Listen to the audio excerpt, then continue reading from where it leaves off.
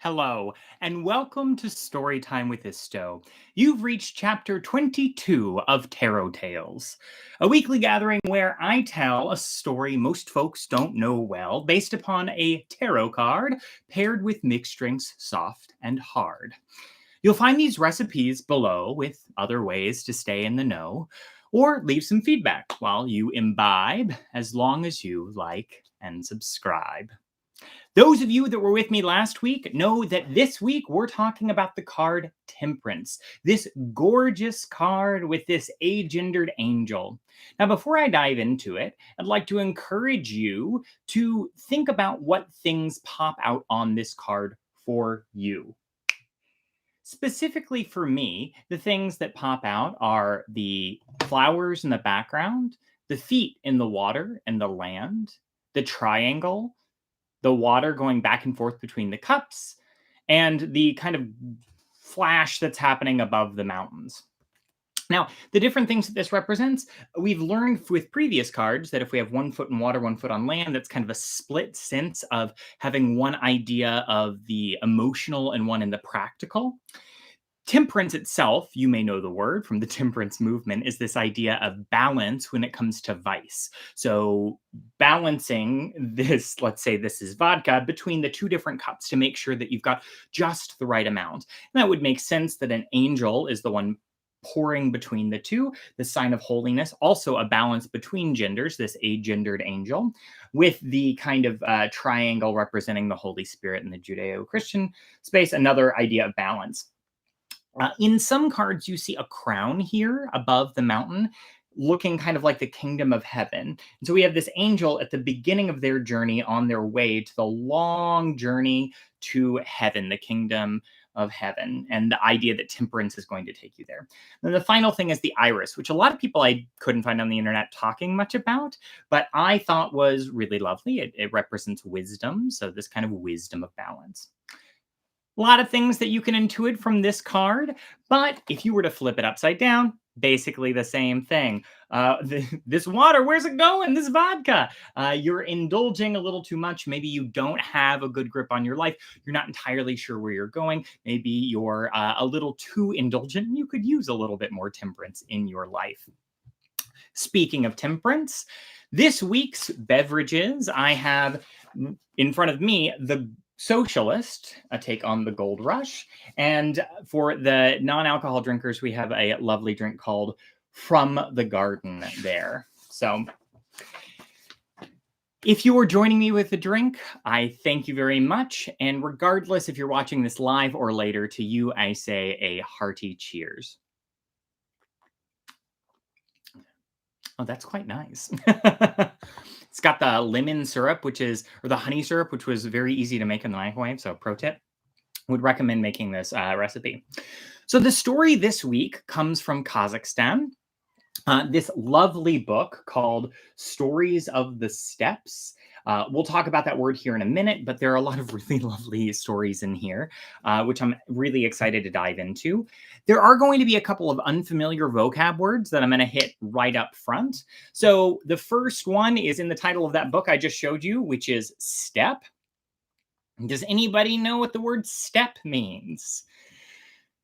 Proud points if you're able to give yourself a guess. I had never heard of it. I thought it was just, one stair down below. But a steppe itself is actually a specific climate environment that exists all around the world. But it means that it's not dry enough for it to become a desert, but it's not wet enough for it to become a forest. So it ends up being like low grasslands. And the largest amount of this is called the Great Steppe, which covers Kazakhstan and a large part of Central Asia. Now, this is one of the biggest trade routes that has happened in the entirety of human history. Before the Silk Road, everyone was going across this and trading because it connected all different parts of Asia and Europe. So this is a really, really popular trade route that you can see a lot covered in culture in various different ways. Which brings us to our second word. Because of the climate alternating between both desert and forest, the temperatures can be really volatile, which will bring us to a jute. And I don't know if any of you can guess what those are on the ground there. Any guesses with this fantastic drawing? Those are dead livestock. So a jute is a specific climate event that is bad enough that it is causing the death of a whole bunch of livestock, which for nomadic tribes was like really problematic. And that's actually going to happen in our story. Spoiler. So just so you know what that word means. Then the final word, this comes at the very end of the story, and it's all, which is just this tiny little village with a wall up there. And it just means a fortified town. And it's specifically a fortified town near a Russian empire, because apparently throughout history, if the cities weren't fortified, then the Russians would just come in and take over the city. Nothing's changed. And then you may not know this, but we have a dombra. The dombra is a Kazakh instrument, which is basically this long lute right here. It's got this beautiful sound, and I listened to a bit of it this week in preparation for this episode. So if you look in the description below, you'll find a link to both a Spotify channel and a YouTube channel where you can see one of these and hear it if you want to catch it live. So I'd really recommend it. I'm also going to use the word padishah and khan. Both of those things mean royalty. We don't need to dive into any of that. All right. The only other thing that I'll say is you may notice that the candle's on a different side of the stage. And that's because I'm not going to work with characters today. There's so much going on that I think it would just mostly be distracting. So I'd like to encourage you, I'd like to invite you to grab pen and paper, do some doodling, do a little drawing, sketching if you'd like, or close your eyes, listen to the story, or work on a chore as we go through Chapter 22, Temperance and the Magic Garden. Once upon a time, there lived two poor friends named Asan and Hassan. Asan tilled his tiny bit of earth, and Hassan watched his tiny, meager flock. And between the two of them, they managed to eke out a living on the steppe. Now, the two friends' wives had died many years before, leaving them each with one child. Asan had a beautiful and loving daughter, who was his consolation, and Hassan a strong and obedient son, who was his hope. However, one spring, as Asan was preparing to go to his field, the worst of calamities befell Hassan. The dreaded jute struck, and every one of the poor fellow's sheep died. In tears, Hassan came limping over to his friend. "Hassan, I have come to bid you farewell," said he. "My flock has perished, and without it, I too must soon die." At this, Hassan clasped his friend to his breast, crying, "Dear Hassan, half of my heart belongs to you. Do not refuse half of my field. Dry your tears, take up this hoe, and come off to work with me." I should have mentioned this story has some really strong homosexual overtones, which just makes it so perfect. Thus it was that Hassan became a landowner like his friend. Days passed, nights passed, months passed, and years passed, until one day Hassan was digging in his half of the field when suddenly his hoe struck something hard. Clang! He began to dig feverishly, and in no time he uncovered an old pot filled with gold coins. Oh! Mad with joy, Hassan seized the pot and raced to the mud hut of his friend. "Rejoice, Hassan!" he cried as he ran. "Rejoice! You are in luck! I have dug up a pot of gold! Now you need never to be poor again as long as you live!" Hassan came to meet him with a smile. "I know you're unselfish, Hassan," he said, "but it is your gold, not mine.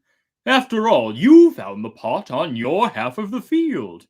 "Oh, I know your generosity, Hassan," protested Hassan. "But when you gave me the land, you did not give me everything that was buried in its bowels as well." "Dear friend," said Hassan, The riches of the earth belong to those who shed his sweat upon that earth. The gold is yours. And they quarreled and quarreled and quarreled, each refusing to take the pot of gold until finally Hassan sighed, "Ah, enough, Hassan. You have a son. I have a daughter. Have they not loved each other since they were children? Let them marry, and we will give them this gold. May our children forget what it is to be poor." When Hassan and Hassan told the young people of this decision, they almost died of happiness. The wedding was held that very day with great joy and merrymaking. Hey! The boy and the girl sat down on Hassan's land, and Hassan moved over to live with Hassan. The next day, it was barely light when the young couple appeared at their father's doorstep, and in their hands they held the pot of gold. Oh. "What is it, children?" asked Hassan and Hassan together. "Has something gone wrong already?" "You have come to us and joined us together. You have given us the greatest gift. It is not fitting for children to keep that which by right belongs to their parents. What is this gold to us? Our love is the most precious treasure on earth." And they put the pot of gold in the middle of the field, and went home. Now Hassan and Hassan began to argue as before about who should have the treasure. The quarrel dragged on so long that at last it was decided that they should take the gold to a certain wise man who was known for his honesty and fairness. They walked and walked and walked until at last they came to the hut of the wise man. It was black and miserable and stood alone in the middle of the steppe. In it there sat the wise man, and next to him sat his 4 pupils. "What has brought you here, good people?" asked the wise man. The visitors told him about their quarrel, and when they finished, the wise man sat for a long time in silence, then turned to his eldest pupil and said, "Tell me, my son, if you were in my place, how would you solve the problem?" The eldest pupil answered, "Oh, well, I would order that the gold be taken to the Khan, for to him belong all the treasures to be found on this earth." The wise man frowned and said to the second pupil, "And how would you decide if you were me?" The second pupil answered, "If I were you, I would keep the gold for myself. For why refuse something which has fallen in your lap?" The wise man frowned even harder, but nevertheless he quietly turned to the third pupil. "And how would you like to solve this problem?" The third pupil answered, "Oh, yes, since the gold belongs to no one and no one is willing to accept it, I would put it back in the earth where it came from." At this, the wise man's face grew darker than ever, and he turned to the fourth and youngest pupil.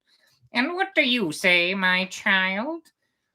"Oh, teacher," answered the youngest pupil, forgive my simplicity, but with this gold, I think I'd buy seeds, and with the seeds, I would plant in the barrenmost part of the steppe a vast and shaded garden, so that all the tired and weary poor might rest there and enjoy its fruits for years to come."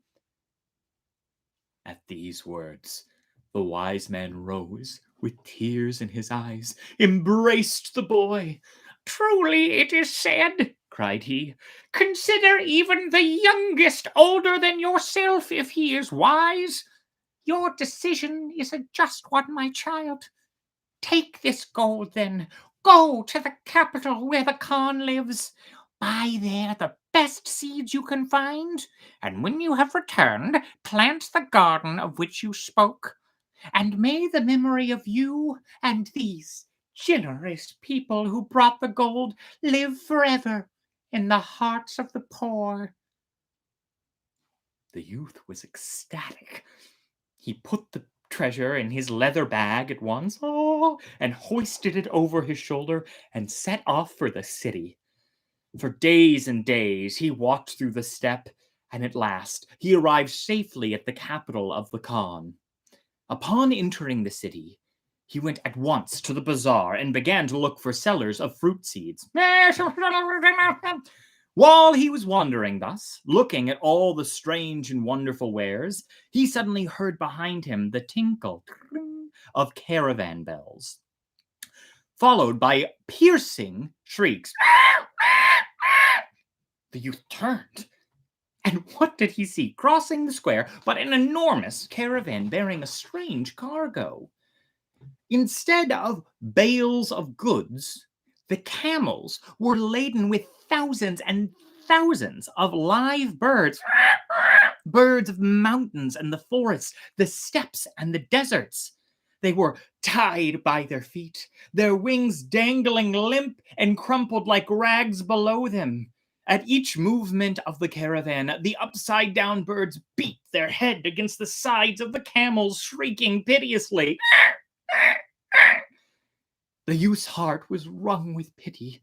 He pushed his way through the curious onlookers and went right to the leader of the caravan.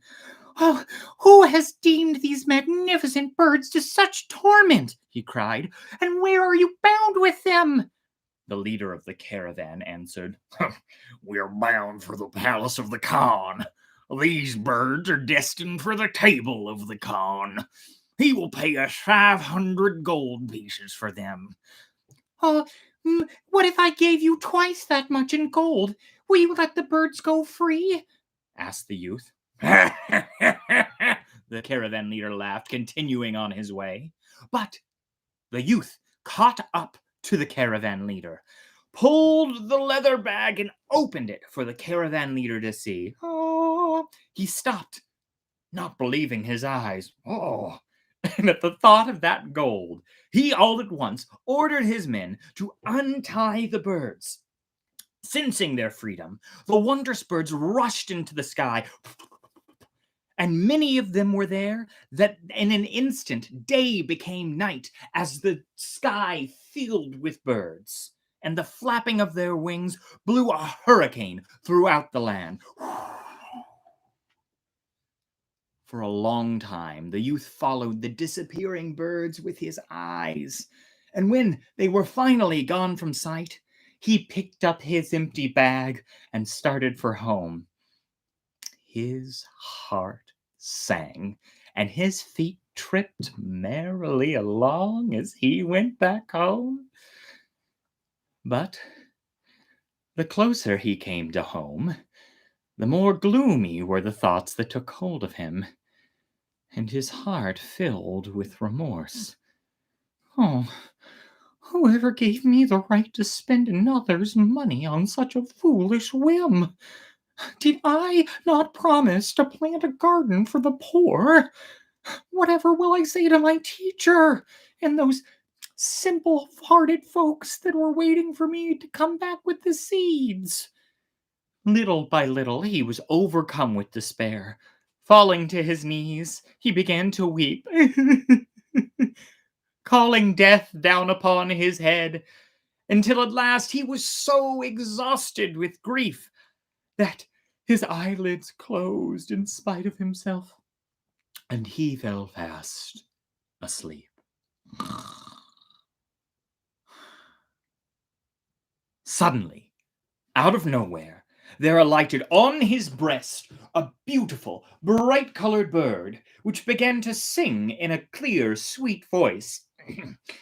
"Go, youth, forget your sorrows. The birds can't bring the gold you borrowed, but they can thank you another way. Wake up, and your fair tears will stray." And having sung thus, the bird flew away. The youth opened his eyes and looked around him in astonishment. The whole vast steppe was covered with birds, busy at some mysterious task. They were scratching the earth with their claws and dropping into the holes white seeds from their beaks. And then with their wings, covering the seeds with earth. The youth moved, and suddenly the birds rushed into the sky. Again, day became night, and with the flapping of their wings, a hurricane blew throughout the land. But then, something even more amazing happened. From each hole filled with seeds, there sprang forth tender young shoots, which before the youth's very eyes grew into giant trees weighted down with branches heavy with splendid foliage. And in the twinkling of an eye, the branches of the trees blossomed forth with flowers, filling the air with sweet fragrance. And then just as suddenly the blossoms fell, and in their place appeared wondrous golden apples. The Padishah of India himself could not have had a more magnificent and spacious garden. There was no counting or reckoning with the number of apple trees, with beautiful bark like amber, around whose slender trunks entwined fertile grape leaves heavy with grapes. There were sunny meadows covered with lush green grass and bright tulips. There were broad, shady paths strewn with petals, and on either side of the paths gurgled cold, clear water in irrigation ditches paved with precious stones. Overhead, the birds fluttered again, and chirp, chirp, chirp, as beautiful and sweet-voiced as the birds which had appeared to the dream in his youth. The youth looked about him in astonishment and could not believe his eyes. To make sure he was not still dreaming, he shouted aloud, "Hey, hey, hey, hey!" His voice echoed and re-echoed all over the steppe, along the barks of all the trees. The garden did not disappear. And then he ran as fast as he could, all the way back to the wise man's hut. And when they heard the story, the wise men, his 4 pupils, Hassan, and their 2 children, all set out at once to visit the miraculous garden. But in no time, the word of the magic garden spread far and wide throughout the steppe. It was not long till the nobles, the richest of the steppe, on their swift and gilded horses, came calling. No sooner had they reached the edge of the garden than there rose before them a mighty wall of gates of iron, each gate locked with 7 locks.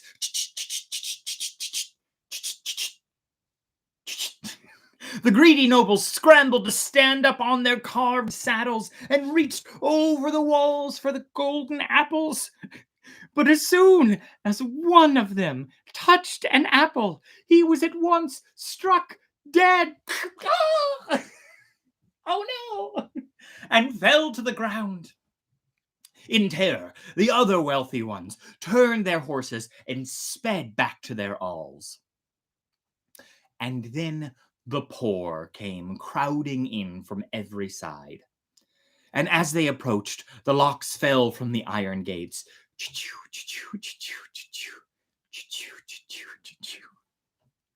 And the gates swung wide. And soon the garden was filled with poor people, young and old. They strolled along the paths, walking on flowers. They drank from the ditches, and the water did not make them sick. Yum. And they picked the fruit from the trees and ate it, and more fruit grew in its place. And all that day, the magic garden rang with happy talk, loud laughter, and the music of the Dombra. Ding, ding, ding, ding. And when night came and darkness settled over the earth, the apple trees began to glow with a soft blue light. and birds chirped in a chorus that their sweet and quiet song filled the air. And then the poor people stretched out under the trees on the sweet scented grass and fell asleep happy and content for the first time in their lives. The end. I do feel like for the first time in their lives is a bit of a dig on poor people at the end of that. But everything else about the story, I love. No notes. I love the wise man. I love all the pupils. I love for the temperance card in particular, how kind everyone's being. They're like, no, I don't want the gold. I don't want the gold. Everyone's so pure of heart. And then they get this kingdom of heaven, this garden at the very end. I think it's just so fitting for this card.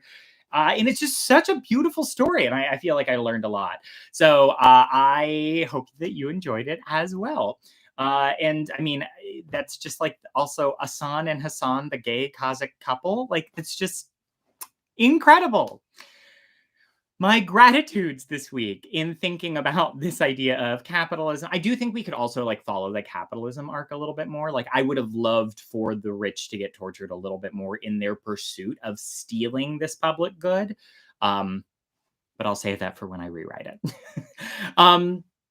Okay, so my gratitude for this week, as I was thinking about parks, goes to publicly accessible parks, of which there are many more in New York than there were when I was in Texas, and the grass is so much softer. But public parks in general, the fact that they're accessible where they are, people that work in public works, a lot of gratitude to them, to all of their benches. All of their benches. What a weird thing to say, but benches are beautiful. I'm so happy that we have them. And the fact that you can sit down and just look at the beauty is incredible. Anyway. And of course, I would be remiss if I did not send my gratitude to Michael, because today is our 6-year anniversary. Happy birthday. Happy anniversary, Michael. I love you. Next week, you may be thinking, oh, wow. Did Isto just hear us saying that all of these stories were just so happy? Are they all going to be happy in book 3? No. Next week, we are doing the King of Swords, which is this stoic, very aggressive looking card, reversed no less. And I have a really horrific story for you from Angola. So buckle up, everyone. We get to do some animals again. I got some fun ideas in place for it. So without further ado, I'm not sure if you're able to see that. If you can, it's clue 22, 3-4 to Haiti to Bermuda to Atlanta. Good luck. And with that, may you be happy. May you be healthy. May you treat yourself with love and respect. May you continue to grow and find the strength to persevere through the painful parts of growth. May you find inspiration all around you, and may you find peace. Thank you for joining me this week. Until next week, bye, y'all.